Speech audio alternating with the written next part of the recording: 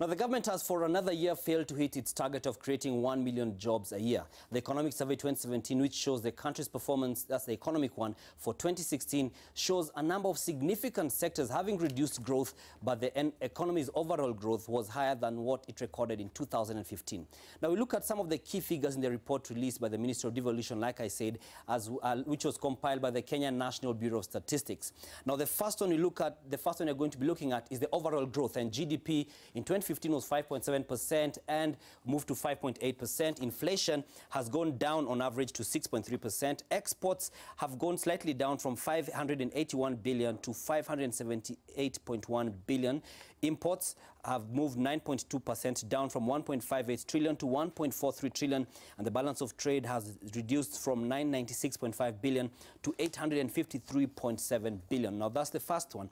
Now, on the next page, we take a look at the regional growth. The EAC average is 6.1% growth. Tanzania grew at 7.2%, being the biggest growth in the region, followed by Rwanda at 6%, and Uganda is at 4.9%, and Kenya is at 5.8%, like we said earlier on.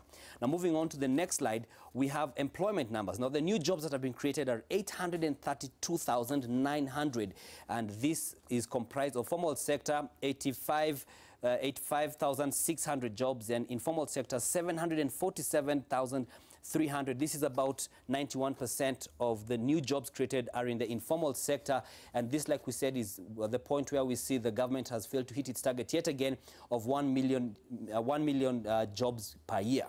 Jobs created, that is. Now, sectors with decreased growth, we have a number of them. The first one is the financial sector, which grew at 9.4% in 2015, but in 2016 grew at 6.9%. We see a decrease in that, and some of the factors could be in the last quarter of the year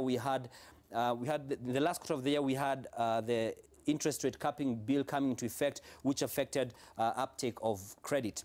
Now we have the agriculture sector, which is the backbone, which has grown to about 32% of the GDP contribution, down from 7.2% to 4.4%. And that's a significant one, especially considering agriculture, like I said, is one of the key sectors in the economy.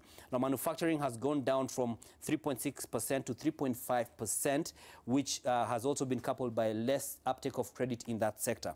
Now, building and construction grew at 13.95% in 2015, but last year it grew at a lower rate of 9.2%. And we see manufacturing, building and construction all contribute to employment.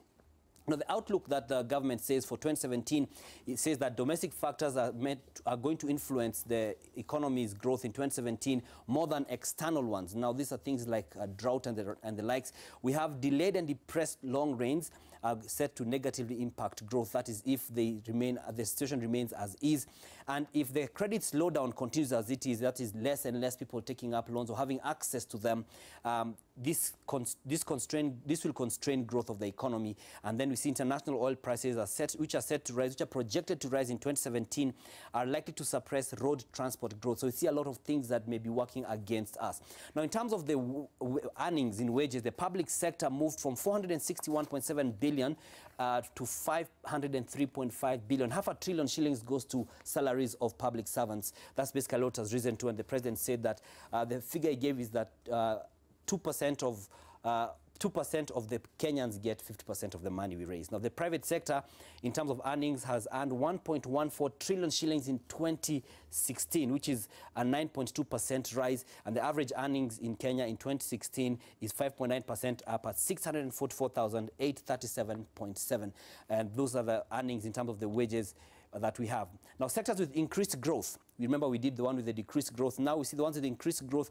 Tourism, the earnings have gone up from 84.6 billion shillings to 99.7 billion, which is 17.8% up. And this has largely been influenced by the increase in the numbers in hotel and restaurants, which is basically the accommodation, which has moved from, it had actually contracted by 1.3%, but has moved up to over 13%, which is a significant change in the tourism earnings.